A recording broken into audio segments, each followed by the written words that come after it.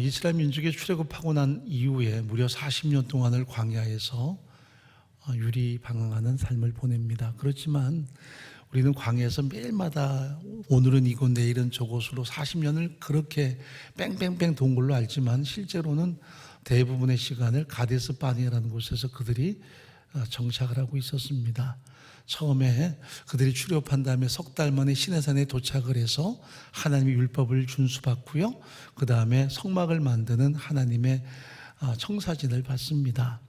그래서 시내산 밑에서 있었던 때까지가 약 2년 정도 소요가 되고요, 거기에서 그들은 율법을 준수하기로 다짐하고 또 하나님의 성막을 만들고 그 다음에 출발을 해서 가데스 바네아로 옮겨갑니다.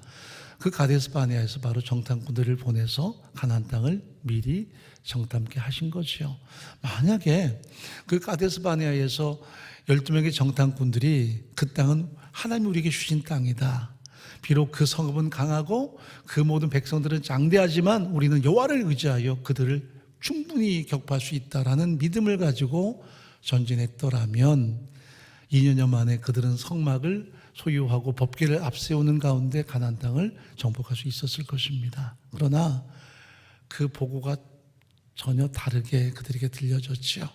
10명과 2명의 보고가 달랐고요, 그들은 많은 다수의 보고를 수용을 해서 이집트로 돌아가자 하고 하나님의 그 모든 말씀을 철저하게 거역합니다. 그것뿐 아니었죠. 그들을 만류하는 여호수아 갈렙뿐 아니라 모세까지도 돌로 치려는 상황 속에서 하나님이 그들 가운데 임재하셔서 그들에게 강하게 질타하셨습니다. 그리고 선포하시죠. 너희가 40일 동안 가나안 땅을 참지했는데 그 모든 하나님의 언약을 그들이 휠내지 않고 철저하게 말씀을 되새겼으므로 40일을 연수로 환산을 하면 40년 이 광야에서 유리방황하게 될 것이다. 그리고 너희의 일제되는 여호수아 갈렙 이후에는 그 땅에 들어가지 못할 것이라고 선포하십니다. 그리고 대부분의 시간을 그들은 가데스 바네아에서 머물러야만 했습니다. 이 가데스 바네아는 거대한 오아시스가 있는 곳이고요, 종류나무도 많이 있는 곳이기 때문에 혹시 시나이 반도를 가보신 분들은 르비딘 같은 아주 큰 골짜기 속에 거대한 오아시스와 종류나무가 많이 있거든요. 그 몇 배의 공간으로 보시면 됩니다. 거기서 200만 넘는 이스라엘 민족이 거의 37년 가까이 이렇게 생활을 하고요, 그리고 난 다음에 드디어 때가 되면 하나님은 그들을 이제 명령하셔서 모세를 위시한 제2세대의 모든 백성들이 출발을 해서 지금의 에일랏, 에이시온 개별을 통해서 저 왕의 대로를 통해 요르단 지역을 횡단하기 시작합니다. 그러면서 이제 요르단 지역에 있던 모든 왕들에게 부탁을 하죠. 우리가 길만 통행하겠소이다. 절대로 여러분의 우물이나 여러분의 모든 농경지에 들어가서 손해를 끼치지 않겠소이다. 만약 우리가 필요하면 돈을 주고 사겠소이다 하고 그들에게 길을 터주기를 요청하지만, 그러나 모든 왕들은 그들을 대적해서 어떻게든 전쟁을 불사하는 상황이 돼버리고 말지요. 이것 때문에 할 수 없이 모세는 전쟁을 수행하게 됩니다.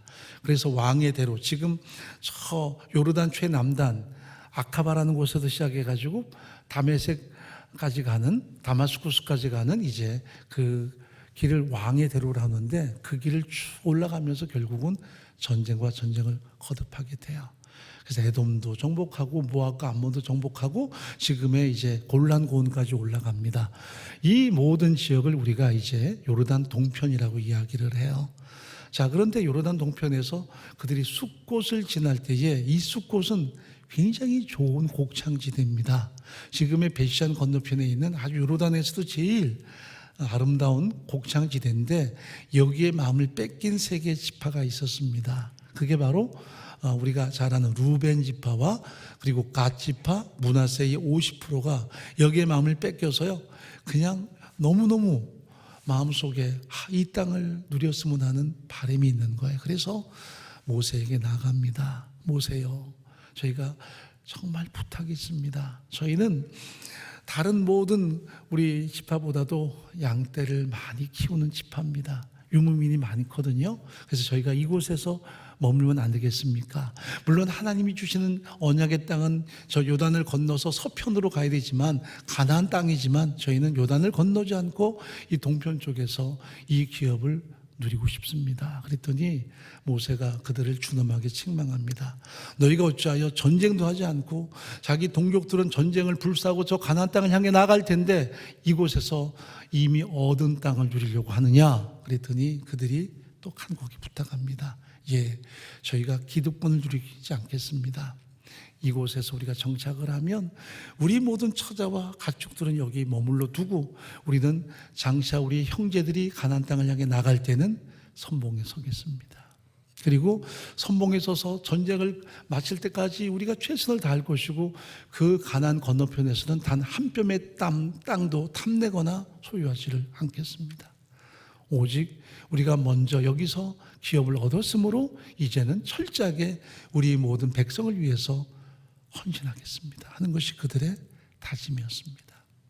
그러자 모세가 하나님께 기도하면서 결국 그들의 소원대로 그 땅을 기업으로 줍니다. 그래서 루벤, 갓, 므낫세의 50%가 이 숫곳이라는 곳에서 이제 다 차지하고 거기에서 자기의 기업을 삼게 되시죠. 그런 다음에 나머지 모세가 하나님께 부름받고 난 다음 여호수아가 사역 계승을 할 때 그 시간의 간격이 좀 있습니다. 아무리 빨라도 1년 가까이, 길게는 2년 이상 시간이 지났을 텐데 지도자가 하나님께 부름받고 이제 여호수아가 지도자로 선 것입니다. 여러분, 물론 그 시간이 긴 시간은 아닐지 모르지만 충분히 마음이 바뀌기에 가능한 시간입니다. 사람 마음은요, 몇 시간이면 바뀌어요. 아니, 몇 년이면 바뀌어요. 그래서 사람의 마음이 바뀌는 것은 뭐 시간의 문제지 언제든지 바뀔 수 있습니다. 그렇게 짧아도 1년, 길면 2, 3년이 지났습니다. 여호수아가 사역을 계승했습니다. 하나님의 사람 모세가 부름받고 파라오의 공주의 아들로 일컬어지던 그 위대한 지도자가 세상을 떠난 다음에 그의 시종이었던 여호수아가 리더십을 가졌을 때에 그들이 가나안 땅을 향해서 나가라는 하나님의 명령 앞에 순복하고 일제히 우리는 저 가나안 땅을 향해 나갑시다 하고 여호수아가 외쳤을 때 가장 먼저 여호수아 앞에 와서 순종을 맹세한 집단이 바로 이들이었습니다. 우리가 읽은 본문이 바로 그 내용이에요. 우리가 주의 선봉에 서겠습니다. 우리가 저 가나안 땅을 향해서 나갈 때에 주의 선봉에 서서 모든 위험을 마다하지 않겠습니다. 왜냐하면 우리 처자들은 다 여기 안전히 거하고 우리의 모든 양떼도 소유도 다 여기 안전하니 우리는 온전히 생명을 다 바쳐서 두려워하지 않고 전쟁을 수행하겠습니다. 그리고 마지막 우리 모든 동역자들이 땅을 차지하고 나서 더 이상 전쟁을 하지 않을 때 저희는 그때 비로소 돌아오겠습니다 하는 다짐을 합니다. 만약 여기에서 우리가 발을 빼거나 만약 여기에서 우리가 순종치 않으면 당신은 그를 먼저 죽이십시오. 이것이 그들의 다짐이었습니다. 보면 여호수아서 전체를 읽어보시면 이들이 전쟁을 할 때마다 최선봉에 섭니다. 성경은 이들이 얼마나 많은 희생을 겪었는지 기록하지는 않습니다. 그러나 희생을 많이 당했겠죠. 여러분, 두고 온 자기 처자들, 자기 소유, 언제나 그들은 발을 뺄 수도 있었을 것입니다. 그저 느슨하게 뒤로 서서히 물러나다가 냅다 도망칠 수도 있었을 것입니다. 그런데 그들은 한 번도 뒤로 물러서지 않습니다. 그들의 마음이 해이해져서 우리 기업은 이미 얻었는데 우리 처자는 안전한데 하고 적당하게 그 전쟁에서 그들이 안주하지도 않았습니다. 마지막까지 최선을 다했습니다. 이것이 그들의 순종이었습니다. 나 아니더라도 누가 하겠지. 우리에게는 이제 더 이상 갈망이 없어. 저들이 갈망이 많지. 그런 모습이 아니라 그들은 하나님께서 주신 은혜를 기억하고 철저하게 자기를 던지는 순종의 삶을 살아갑니다.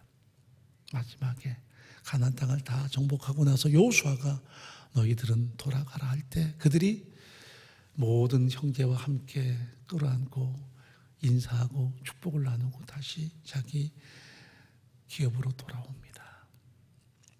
그때까지 그들은 한 번도 전선을 이탈하거나 자기들의 안위를 위해서 뒤로 후퇴하지 않았습니다. 여러분은 잘 모르시는 찬양인데 왕년에 우리 공동체에서 많이 불렀던 좀 심파적인 찬양이 있습니다. 오늘도 하루길 나그네 길을 나 혼자 가야 해 하는 그런 찬양이 있는데 2절이 참 마음이 찐합니다. 내 집은 갈릴리 언덕 푸른 풀밭 휘갈 수 있는데 내 사명 닿기까지 갈 수 없네 그리운 내 고향집 하는 그 찬양 부르다 보면 마음이 막 뭉클할 때가 있습니다. 아마 루벤이나 갓지파나 므낫세의 50%가 그런 마음이 많지 않았을까. 자기들이 이 전선을 이탈해서 저 요단강 건너가 버리면 자기 사랑하는 처자가 있고 자기 기업이 있는데 왜 나는 이곳에서 우리 기업을 얻을 수도 없는데 한 뼘의 내 땅도 없는데 생명을 무릅쓰고 전쟁을 해야 될까? 그것도 최선봉에 서서 모든 위험을 자초할까 하는 생각들이 많이 몰려왔겠지만 그들은 결코 후퇴하지 않았고요, 타협하지 않았습니다. 왜 그랬을까요? 이게 그들의 의리였을까요? 자기 민족을 향한 사랑만이었을까요? 아니요. 하나님의 약속 때문이었습니다. 그리고 그들이 하나님의 그 명령 앞에 순종하겠다는 다짐을 이미 드렸었기 때문입니다. 그것이 민수기 32장에 드러납니다. 우리 찬찬히 읽어보죠. 19절부터 우리는 요단 이편 곧 동편에서 산업을 얻어 싸우니 그들과 함께 요단 저편에서는 기업을 얻지 아니하겠나이다.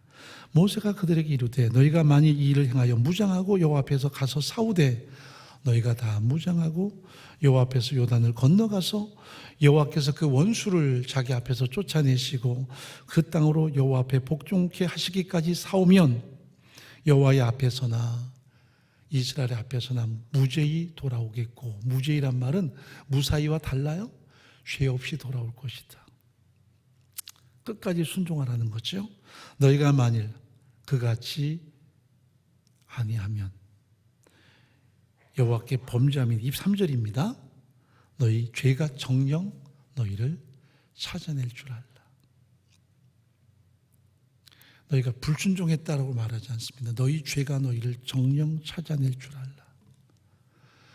불순종이라고 표현해도 될 텐데 왜 너희의 죄가 너희를 찾아낼 줄 알라 말씀했을까요?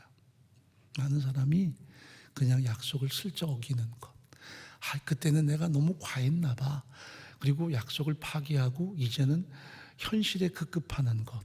내가 어쩔 수 없어라는 나름대로의 당위성 그리고 핑계를 댑니다. 그런데 그 불순종이 아니에요. 언젠가 그 죄가 당신을 찾아가요. 당신을 찾아내요. 인생이 그래서 무너져요. 기억하세요? 언젠가 내가 드렸던 철저한 순종이 나를 찾아내서 하나님 앞에 나를 견고하게 세우는 축복의 장이 될 수도 있고요.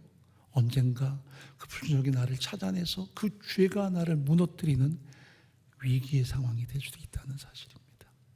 왜 루벤 지파, 갓 지파, 므낫세 50%가 자기 땅은 단 한 뼘도 없는데 그 가나안 땅에 들어서 마지막까지 최선을 다해서 싸웠을까?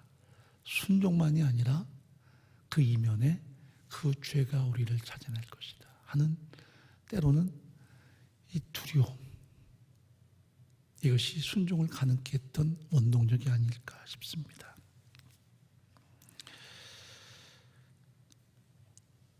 이 가나안 정복 전쟁이 최소 5년 이상 걸립니다.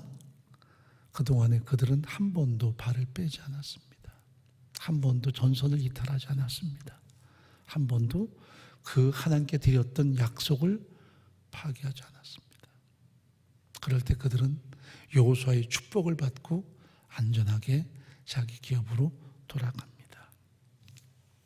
자, 오늘 18절 한번 읽어보죠.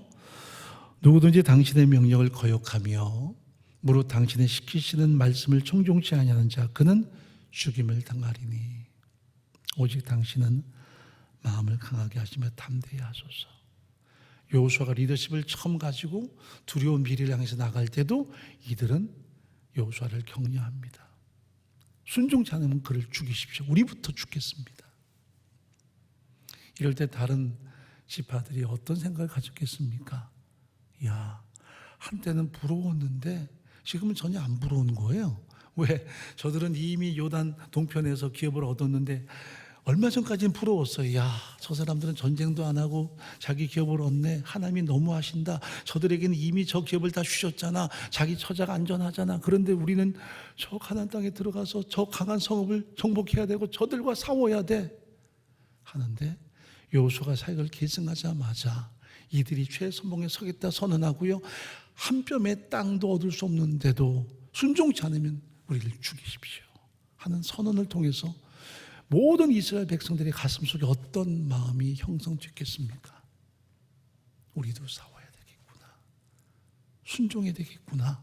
어떤 두려움보다도 어떤 대적의 강한 힘에 대한 절망보다도 생명 내걸고 순종해야 되겠구나라는 결의를 다지지 않았겠습니까? 여러분, 우리가 빌립보서 2장 7절부터 보면 예수님의 그 모든 순종을 죽기까지라는 말과 연계시킵니다. 극한 상황에서 죽기까지 성부 하나님께 그분이 순종하세요. 근데 우리는 대부분 그렇게 안 해요.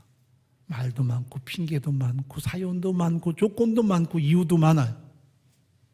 대부분 불순종으로 일관된 삶을 살아요. 언약을 저버리거나 약속을 저버리거나 그때 내가 지나쳤어 라고 생각할 수도 있고요. 은근히 자기 현실에 대해서 급급할 수도 있어요.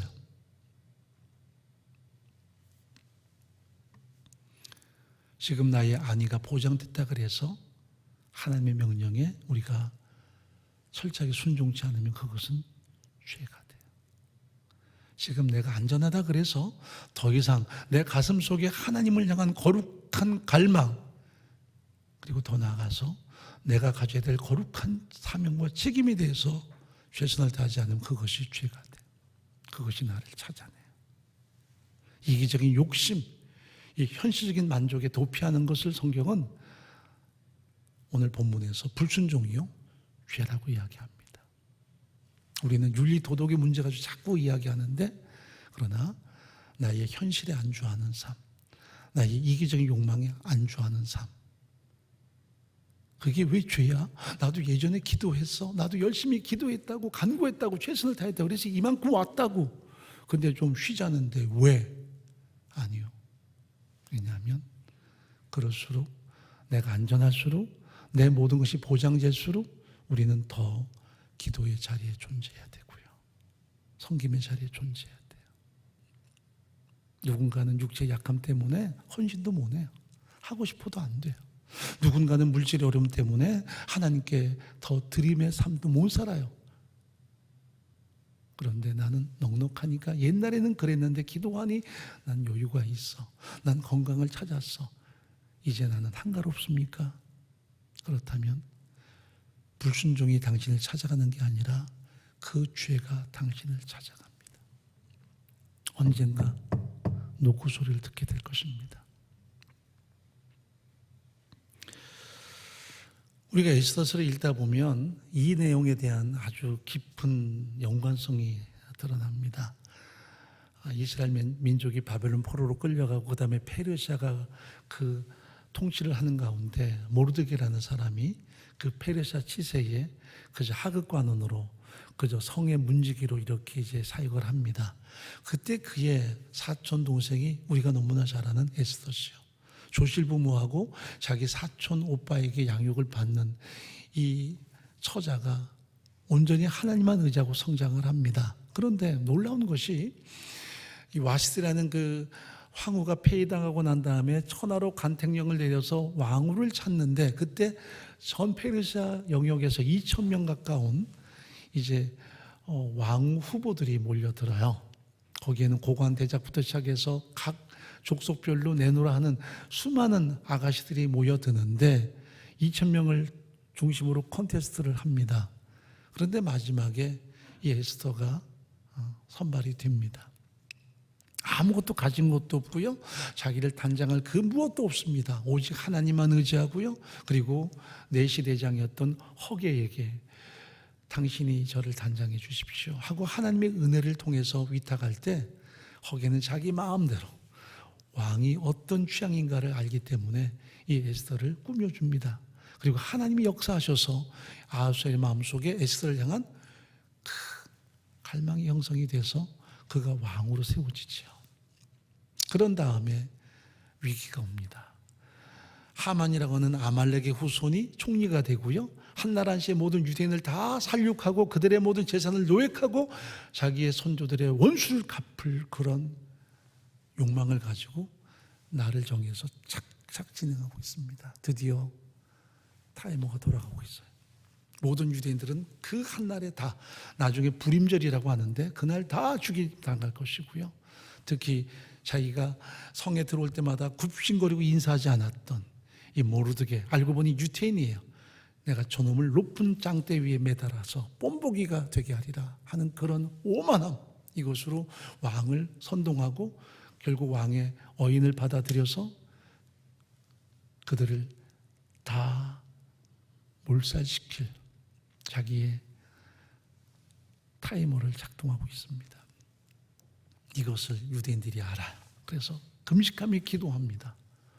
나중에 에스더가 자기 시녀를 보내서 왜 오라버니께서 저렇게 금식하며 매일마다 파리에 말라가는가 했더니 모르드게가 이 사실을 왕후에게 전달할 것을 부탁하죠. 우리가 하만에 의해서 우리 민족이 다 몰살당하게 돼 있다. 우리가 다 살아남지 못할 것이다. 그러니 당신은 왕에게 나가서 우리 민족이 억울하게 몰살당하게 됐다는 것을 강청해라. 그랬더니 에스더가 말하죠. 내가 왕 앞에 가지 못한 지가 벌써 한 달이 다 됐습니다. 우리 법에는 왕이 오라는 말 없이 함부로 나갔다가는 죽임을 당하든지 폐위당할 텐데 제가 그래서 갈 수가 없네요. 왕이 날 불러줘야 말이죠. 충분한 이유입니다. 법이 있고 왕의 지엄한 권위가 있습니다. 그럴 때 모르드게가 뭐라고 말합니까? 네가 왕후의 위에 있음이 바로 이때를 위함이 아니겠느냐. 네가 이렇게 행동치 않으면 하나님은 다른 사람을 통해서 우리 민족을 구원하시겠지만 너와 내 집은 망하리로다. 여러분 기억할 것이, 왜 에스더가 왕후가 됐습니까?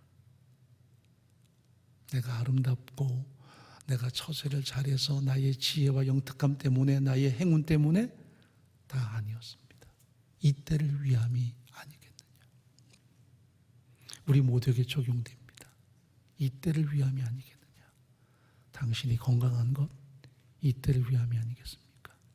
당신이 지금 이 어려운 상황에서도 나는 부요해, 말할 수 없지만 남들은 다 어렵다고 하는데 모든 자영업자들이 다 정부로부터 이런 다양한 보조금 받고 살아남는다는데 나는 그래도 부요해.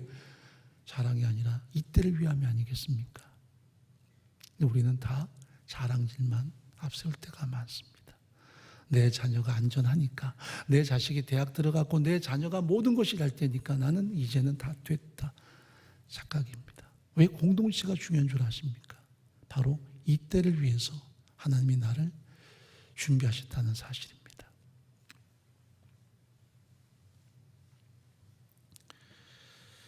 그래서 에스더 4장 12절부터 14절까지가 참 중요합니다. 한번 읽어보죠. 그가 에스더의 말로 모르드게에 고하매 모르드게가 그를 시켜 에스더에게 회답하되 너는 왕궁에 있으니 모든 유다인 중에 홀로 면하려 생각지 말라. 이때에 내가 만일 잠잠하여 말이 없으면 유다인은 다른 데로 말미암아 노임과 구원을 얻으려니와 너와 내 아비집은 멸망하리라. 네가 왕후의 위를 얻은 것이 이때를 위함이 아닌지 누가 아느냐. 우리 한글 번역은 상당히 완곡하게 됐는데 히브리 원문은 이때를 위함이라는 것을 너는 정령 알지니라 좀 강하게 되어 있습니다.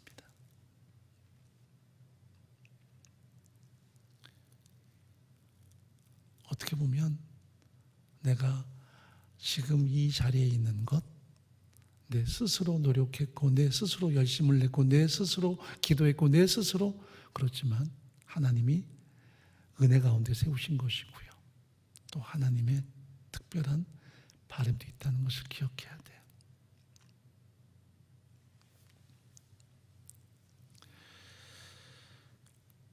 불순종하면 그 죄가 당신을 찾아갑니다. 그러나 순종하면 하나님이 그를 드러내세요.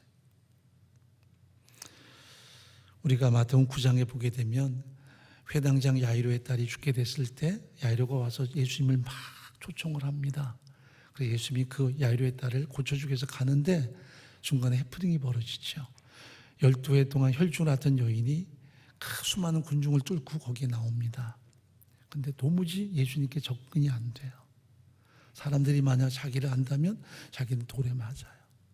그래서 자기의 모든 힘을 다해서 접근하는데 입으로 내뱉을 수도 없고 그런데 마음속에 어떤 마음이 형성되느냐 하면 내가 저번에 옷자락만 만져도 나음을 입을 것이라는 믿음이 형성됩니다. 그래서 옷자락을 만져요. 그런데 놀라운 일이 전율이 흐르면서 그의 몸에서 혈류의 근원이 다 말라버렸습니다. 그리고 가만히 서 있으면 사람들은 다 지나갈 것이고 자기는 홀로 남을 것인데 그때 예수님이 갑자기 돌아보시면서 누가 내 몸에 손을 댔느냐 질문하세요. 소름이 끼쳤을 거예요. 사람들은 이 사람이 이렇게 많으니까 어떻게 스쳤겠죠. 아니다. 내 몸에서 능력이 나가느니라 하고 사람들을 하나하나 주목하십니다. 그때 여인이 더 이상 숨길 수가 없죠. 이 일이 자신에게 이루어진 것을 알기 때문에 그래서 자기를 드러냅니다. 제가 옷자락을 만졌습니다. 저는 혈류증 여자인데 그러니까 옆에 있던 사람들이 에그머니나 이거 얼마나 부정한 병인데 우리 모두가 다 부정해지겠네. 그러나 제가 이런 믿음을 가지고 당신 옷자락을 만졌을 때 제가 나았습니다. 그때 주님께서 뭐라고 말씀하세요? 여자야 안심하라. 네 믿음이 너를 구해내느니라. 평안히 가라. 선언하세요. 여자를 드러내세요. 이런 사건이 마태복음 15장에 또 등장합니다. 자기 딸의 흉악한 귀신을 지난 저 가난 여인이 이방 여인이죠. 와서 막 외쳐요. 내 딸을 고쳐달라고. 옆에 있던 제자들이 저 사람 어떻게 좀 보내세요. 저렇게 시끄럽게 외치는데 그랬더니 나는 이스라엘 집에 잃어버린 양에는 보냄받지 않았다. 저는 이방인과는 상관없다. 이제 여인이 막 달려오더니 앞에 무릎 꿇고 주여 제발 저를 도와달라 부탁하니 나는 자녀들의 떡을 취해서 개들에게 던짐이 마땅치 않다. 과격하신 말씀이죠. 굳이 불 끈지고 그만둬 할 수도 있는데 주여 옳습니다. 그러나 그 개들도 주인의 상에서 떨어지는 부스러기를 먹습니다. 주님이 갑자기 얼굴을 바꾸세요.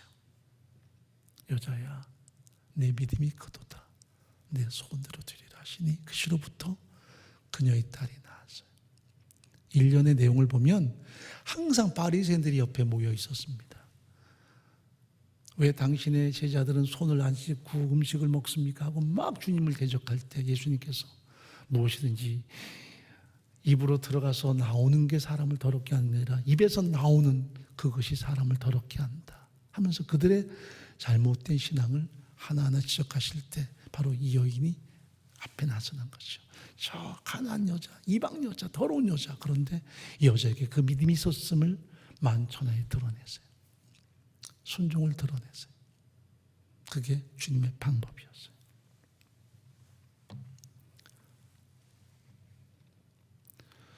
제가 어제 오 목사님 얘기를 잠깐 드렸습니다. 20여 년 전에 저보고 너 나타나지 마라.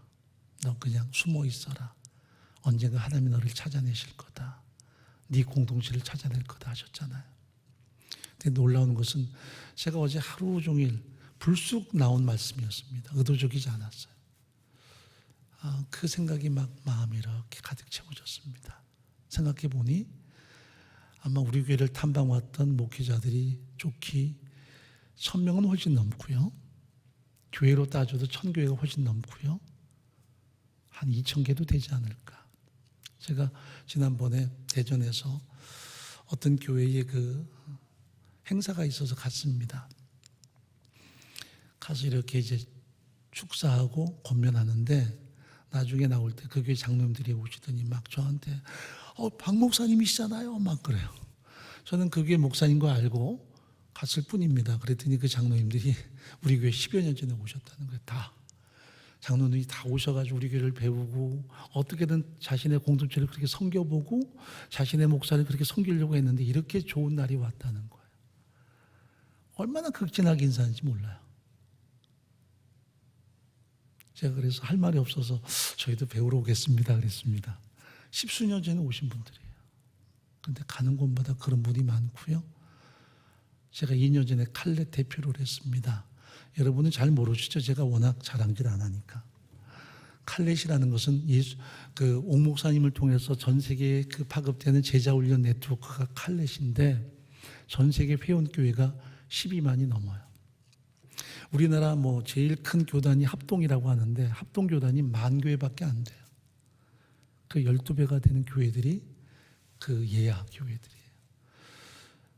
제가 2년 전에 칼렛 대표가 된 거 아십니까? 모르시는군요. 그때가 코로나 팬데믹이 막 시작됐고요. 그래서 전 세계를 향해 가야 되는, 그래서 5대양 6대주를 다 가보기도 해야 되고 브라질 세미나 인도해야 되고요. 미국에 가서도 인도해야 되고요. 유럽에 가서도 인도해야 되고 어쩌면 거의 여러분을 못 뵐 뻔한 적이 많았을 것 같습니다. 그런데 팬데믹이 와서 한 군데도 못 갔어요. 이게 1년 기한이니까 다음에 1년 더 하라고 하지만 제가 또 하겠습니까? 그래서 끝났어요. 하나님이 정확하게 하세요. 너 꼼짝 말고 처박혀 있어라. 게다가 제 몸도 나빠서 처박혀 있었죠. 근데 요사이 많이 느끼는 게 뭐냐면 우리 교회를 탐방 오시던 교회들, 예전에는 개척 교회였는데 예전에는 불과 몇십 명 모이는 교회, 몇백 명 모이는 교회였는데 이제는 한국 교회에서 제법 이름난 교회로서 인사할 때가 많아요. 저도 나이가 먹는 거겠지만 우리가 남모르게 뿌렸던 그런 순종의 씨앗이 있다는 거죠. 세상의 은혜교를 압니까? 제 이름을 알겠습니까? 그러나 그 속에 담겨있는 하나님의 놀라운 역사들은 파급되는 거죠. 결론을 맺습니다. 여러분, 예전에 내가 몸이 약해서 이렇게 기도하고 하나님께 간구했는데 내가 강건해졌다. 이제는 안전하십니까? 기도하셔야 됩니다. 그때도 누군가 당신의 건강을 위해서 기도했다면 이제는 당신이 강건해진 이후에 진정 다른 사람의 건강을 위해서 기도하셔야 됩니다. 왜? 누구보다 더 잘할 테니까요. 나는 나았다고 자랑하면 그건 자랑질이고 오만함입니다.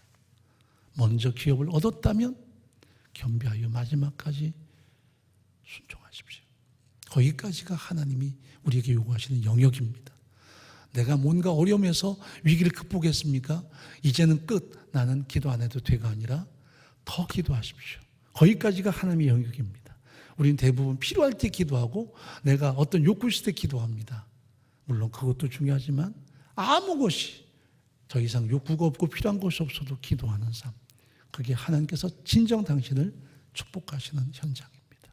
안 그러면 그 죄가 당신을 찾아갈 것입니다. 우린 예외가 없습니다. 그래서 매 순간 한시라도 오만하지 않고 겸비하여 무릎 꿇고 간구하는 것입니다. 내 자식을 잘 키웠습니까? 어디 내놔도 전혀 손상받지 않을 만큼 뻔듯하게 잘 키웠습니까? 그러나 문제가 있는 가정에서 기도하십시오. 거기까지가 하나님이 당신에게 주신 명령입니다. 우리는 대부분 이렇게 해서 이렇게 얻었다고 그것으로 끝내고 자랑합니다. 아닙니다. 남은 게 있습니다. 선봉에 서십시오. 내가 안전하다고 자만하지 말고 다시 선봉에 서십시오. 내가 얻을 유업이 한 뼘도 없더라도 선봉에 서십시오. 그럴 때 당신의 순종은 진정한 순종이 되는 것입니다. 그때까지는 순종이 아직 완성되지 않았습니다. 적당한 불순종은 불순종이지 순종이 좀 섞였다고 순종이 된 건 아닙니다. 한 번이라도 불순종이 섞이면 불순종입니다.